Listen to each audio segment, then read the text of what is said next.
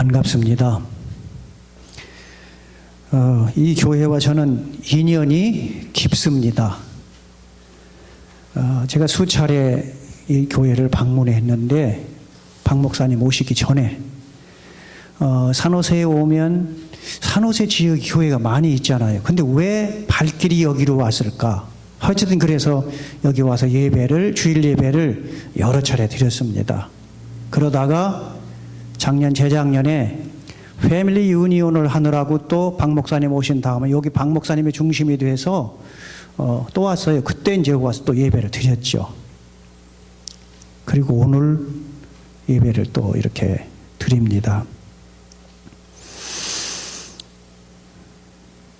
여러분은 주님의 사랑받은 분들입니다.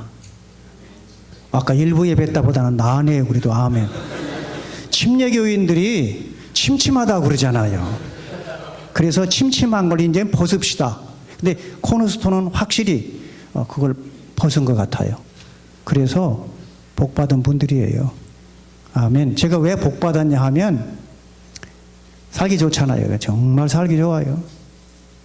살기 좋은 분들이 살기 좋은 곳에서 살으니까 어느 누구보다도 복을 받았다고 사랑받았다고도 생각이 되는데 거기다가 꼭 빼지 말아야 될 건 우리가 부활하신 주님을 믿고 있다는 거, 그리고 선교하고 있다고 하는 거, 이게 주님의 사랑받은 사람들의 확실한 증거잖아요. 그래서 저는 자신 있게 여러분은 사랑받은 분들입니다. 오늘 아침 제가 그렇게 말씀을 시작합니다. 저는 제 개인적으로 중학교 3학년 때 구원을 받았습니다.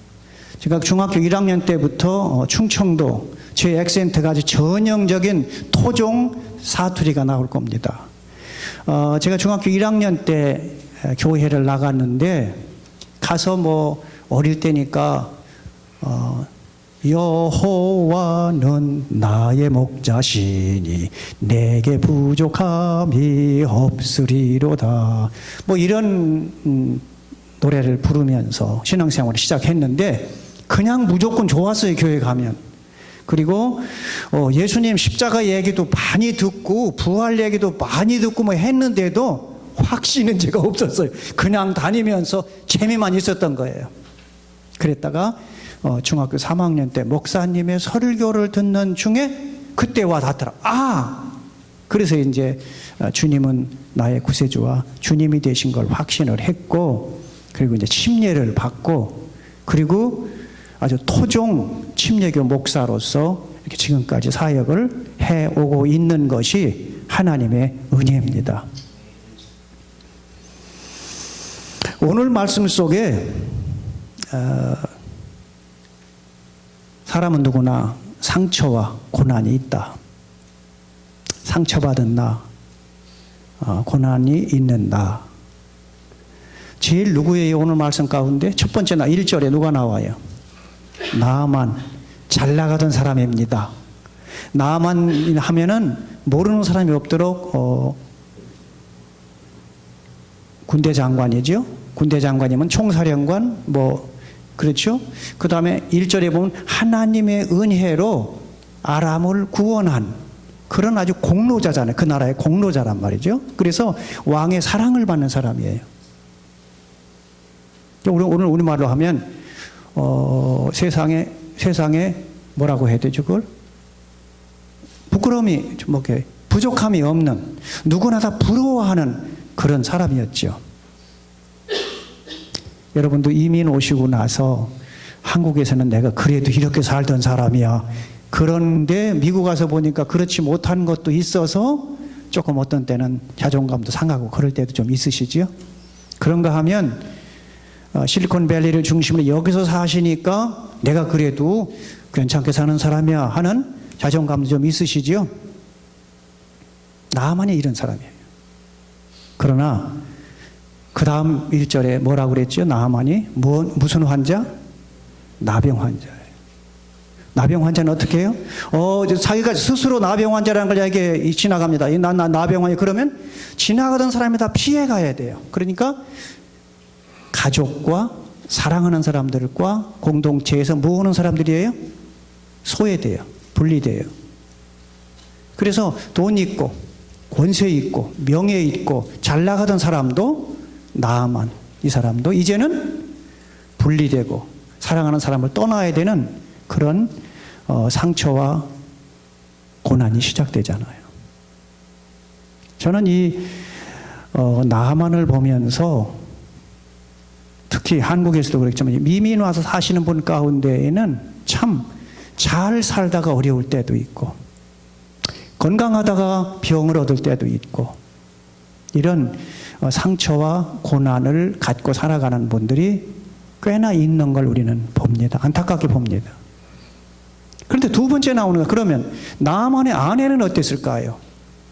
잘 나가던 사람의 아내이니까 어디 가든지 거침없이 살아가는 사람이잖아요. 돈 마음대로 쓰지요.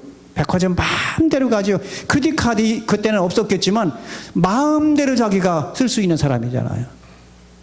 어디든지 거침없이 갈 수 있는 그 사람 나타나면 아마 사람들이 줄을 섰을 거예요. 왜? 나만 장군의 부인 백을 이용하면 좋으니까 줄 섰을 거라고 사람들이. 그렇게 잘 나가던 여자로 살아왔는데 그런데 남편이 갑자기 나병 얻으니까 어떻게 돼요? 완전히 하루아침에 전락해버리잖아요. 아무도 쳐다보자. 이제는 나병 환자의 아내인데 뭘 쳐다볼 게 뭐 있어 이제는.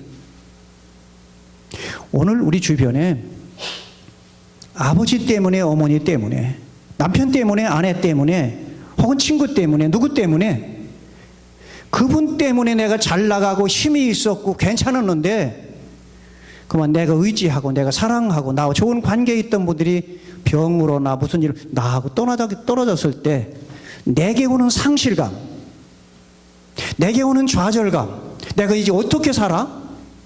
난 어떻게 이제? 이런 상처와 고난을 받게 되는 이게 오늘 우리 이민사의 삶이 아닐까 저는 그렇게 느껴져요. 여기는 안 계시겠지만 다른 데는 좀 계시더라고요. 그런데 또 하나 더 상처받고 또 더 고난이 있는 사람이 또 하나 나오죠. 2절에 누굽니까? 나만이 사마리아에 가서 침공을 하고 그리고 노예로 하나 잡아온 여기에 한 어린 소녀 이름도 없습니다. 한 어린 소녀. 생각해 보세요. 전쟁입니다. 여자아이가 조그만 아이가 포로로 잡혀갔습니다. 나아만 집에 그 부인을 수종드는 몸종입니다. 지금이나 옛날에 전쟁하면 어떻게 돼요? 지금 표현을 한다면 성폭행을 안 당했다고 보장할 수 없죠. 아버지 어머니가 돌아가시는 죽는 모습을 자기 눈으로 봐야 하죠. 어떻게 보면 가슴에 못을 받고 그 나만 장군과 그 부인은 이 어린 소녀로 보면 뭐예요? 왼수. 원수라고 하면 좀 표현이 좀 실감이 안 나서 저 왼수 그러잖아요. 이게 충청도 사투리입니다. 저 왼수. 분노. 자기 자신 상실감과 좌절감은 말할 것도 없고 그 사람들에 대한 분노, 보복하고 싶은 마음 이게 속에서 끓고 있잖아요. 견딜 수가 없잖아요. 근데 그러다가 보면 무엇 걸리죠? 병 걸려요. 그러다 보면 큰일 나요. 그런데 이 아이가 그 집에서 몸종을 하고 있습니다. 이렇게 나만 같은 사람이었다가 나병, 전락하고 인생이.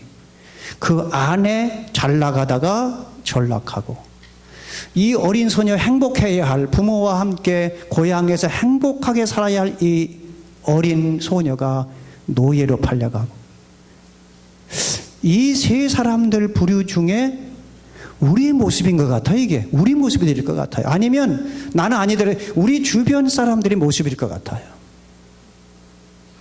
그래서 우리가 기도하면서 오늘 선교 말씀하셨는데 정말 영혼을 바라본다면 예수님의 마음은 이런 영혼들까지도 우리로 하여금 보게 하시고 이런 사람들에게 관심을 갖게 하시고 이걸 우리로 하여금 가슴 앞에 느껴지는 그런 일들.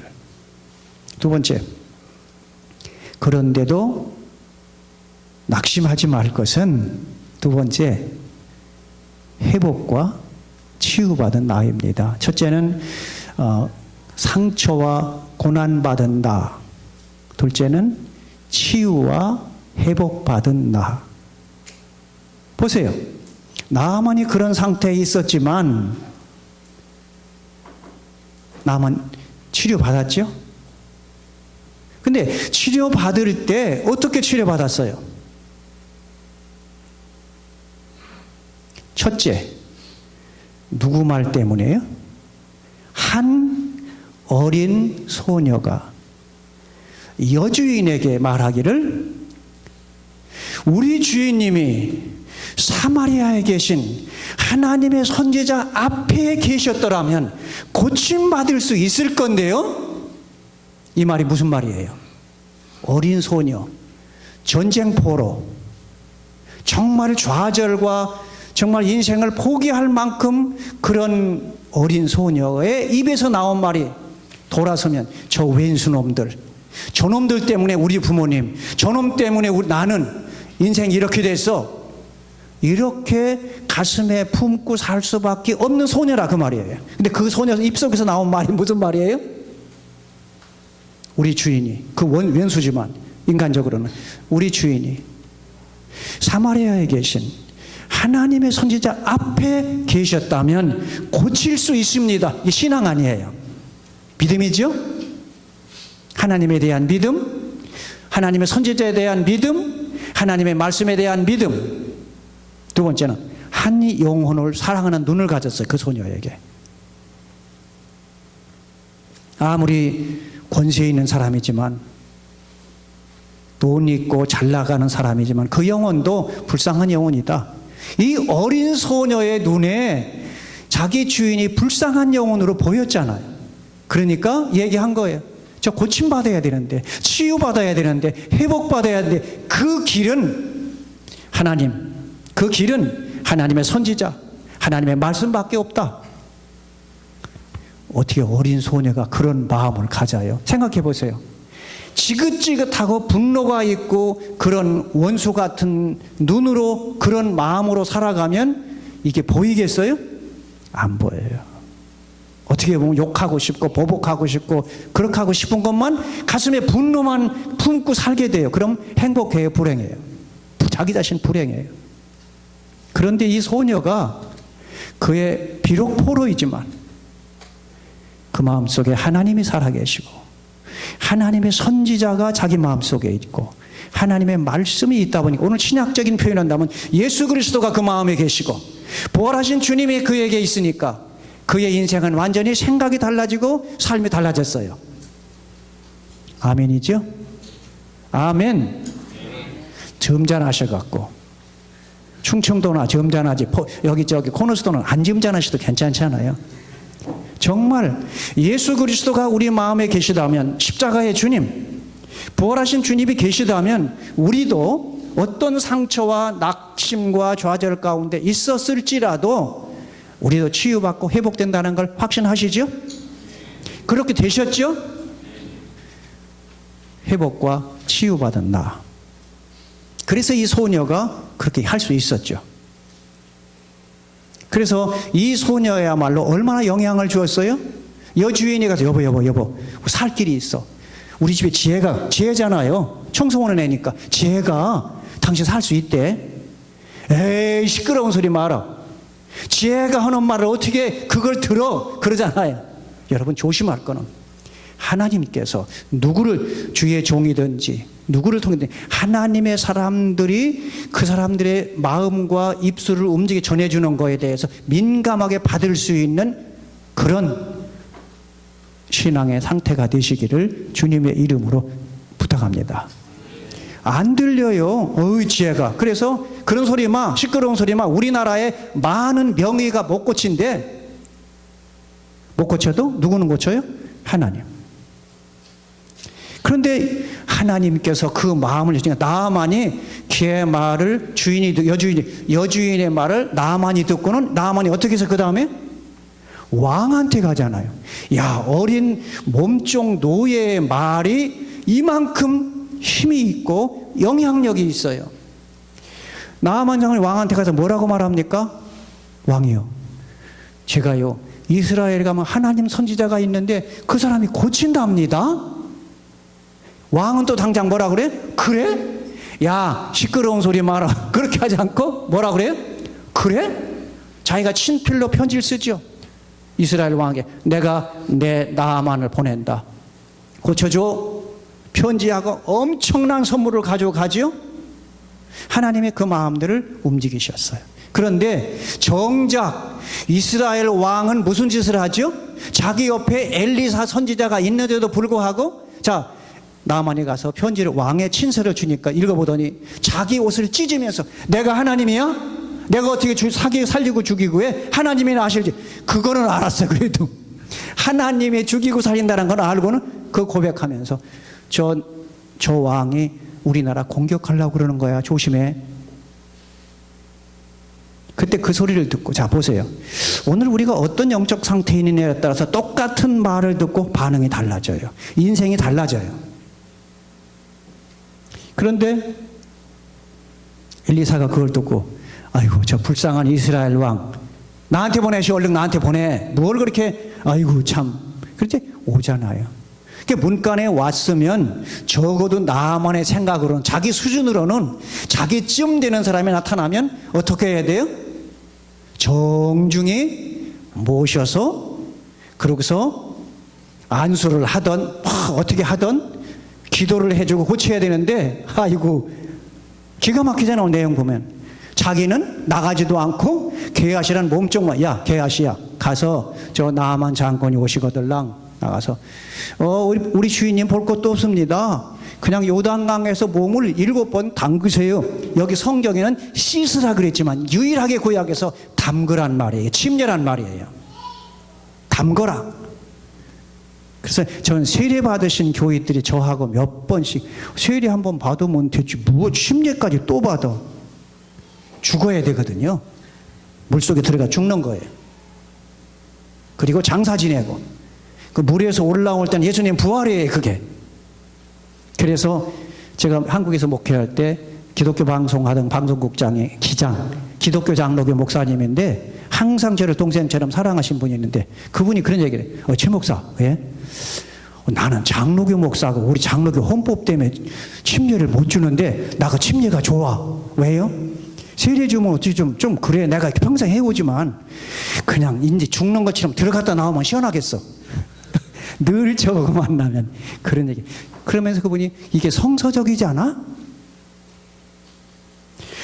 하나님의 선지자 엘리사가 나아만 보고 들어가 물속에 몸을 담고 침례해 7번. 그때 무슨 반응이 나왔죠? 나아만이 뭐라고 대답했죠? 참, 야 너무한다. 내가 누군데 이리 봐도. 아니 나와 보지도 않아? 그리고 뭐 정중하게 좋은 자리에 모셔놓고 뭐 이렇게 기도하고 치료한다고 해야지. 나보고 가서 그냥 이거 하라고? 우리나라는 이보다 더 좋은 강이 더 많다. 그러고서 화나서 가잖아요 지금. 근데 참 중요한 포인트가 또 있어요. 거기에 어린 소녀만 있었던 게 아니라 나만 장군이 화나고 돌아갈 때, 하나님께서 인도하셨는데 그 길을 거절하고 갈 때, 분노하고 있을 때, 말씀을 거부하고 있을 때, 받아들여지지 않을 때 또 한 사람이 나타나요. 하나님이 쓰시는 사람들은요, 그래서 저는 여러분이 회복받은 나, 치유받은 나라면 여러분이 정말 사랑받은 나예요. 그 나만 장군의 부하들이 군대에서는 밑에 사람이 위에 사람에게 뭐라고 얘기하는 게 통해요, 안 통해요? 그런데 밑에 사람이 주인이요, 아니 하나님의 선지자가 이보다 더 큰 일을 하라고 해도 해야 할 거 아니요. 그런데 하물며 요단강에 가서 몸을 그냥 7번만 담그시라고 하셨는데 그거 왜 그러십니까? 왜 화내고 그럽니까? 하나님의 역사보다 하나님의 은혜 받을 사람은 달라요. 하나님의 사랑받는 자는 달라요. 그러면 시끄러 임마, 네가 코맨더냐? 나야 나 그러고 거부하고 갈 수 있잖아요. 그런데 그걸 또 받아들이잖아요. 그래? 그러고는 또 참 하나님의 역사는 놀랍게 이렇게 이루어져요. 하나님의 은혜는 참 커요. 그래서 그가 요단강에 가서 7번을 몸을 담갔더니 14절에 뭐라고 됐어요? 그 살이 어린 아이와 같았더라. 여러분, 우리는 하나님의 사랑받은 사람들입니다. 예수님의 십자가를 통해서 죄 용서받고 구원받은, 은혜받은, 하나님의 사랑받은 사람이에요. 예수님 부활하심으로 지금도 살아서 우리의 역사하시는 그 주님과 함께 살아가는 사람들이에요. 그러면 우리는 이 이름 없는, 여기 이름 없던 한 어린 노예 소녀와 같은 상태에 지금 살고 있고, 자존감이나 뭐 이름도 없이 내가 살아가는 한 사람이라 할지라도 주님의 십자가의 복음과 부활의 복음으로 내가 하나님 사랑받은 사람이라면 이 어린 소녀만큼이라도 귀하게 쓰임 받을 수 있는 여러분과 제가 된 줄을 감사하십시다. 또 여기 군대 장관 밑에서 늘 복종하는 그런 이름 없는 한 사람들이지만은 정말 하나님께서 어린 소녀와 이 군인 부하들에게 감동을 주시니까 그걸 거부하지 않고 하나님의 은혜 주신 거를 그냥 얘기를 했어요. 우리도 얘기할 수 있습니다. 우리도 전해줄 수 있습니다. 받은 것만, 그 감동과 은혜만 해주면 되잖아요. 그래서 나아만은 고침받았습니다. 우리는 고난과 상처를 받았지만 예수 그리스도를 통해서 치유와 회복을 받았습니다. 근데 이 회복을 받을 때 단계는 보면 하나님 선지자를 찾아갔어요. 하나님께로 왔죠. 이걸 신학적으로 회개하고 회개와 믿음으로 표현하죠. 하여튼 하나님께 갔어요. 하나님 말씀을 들었죠. 그 하나님 말씀을 믿고 하나님 말씀 순종했죠. 이 말씀, 여기 이 나아만의 행동 속에 오늘 우리가 믿어서 가는 길이 다 설명이 잘 되고 있지 않습니까? 마지막 말씀을 정리하면서 하나님의 사랑받은, 주님의 사랑받은 저와 여러분, 우리는 하나님의 영광을 위해서 하나님께 쓰임받을 수 있고, 그리고 다른 사람들에게 영혼을 구원하고 선교하고 하는 일에 영향을 줄 수 있는 내가 될 수 있음을 감사하십시다. 우리 부족해도요, 돈이 없고 부족할지라도 쓰임받을 수 있습니다. 영향을 줄 수 있습니다. 큰 힘이 있는 그런 사람들 영향을 준 게 아니라 포로로 잡혀왔던 한 어린 소녀가 그의 상처와 분노를 예수 그리스도를 통해서 치유받고 회복되니까 해줄 수 있어요. 영향을 줄 수 있었어요. 하나님의 영광을 돌렸어요. 왕을 움직이는 사람이 됐잖아요. 어린 소녀가 왕을 움직였어요. 그래서 그 사람이 나아만의 인생을 바꾸어주고 행복을 줄 수 있어서 하나님의 영광이 되었지 않습니까?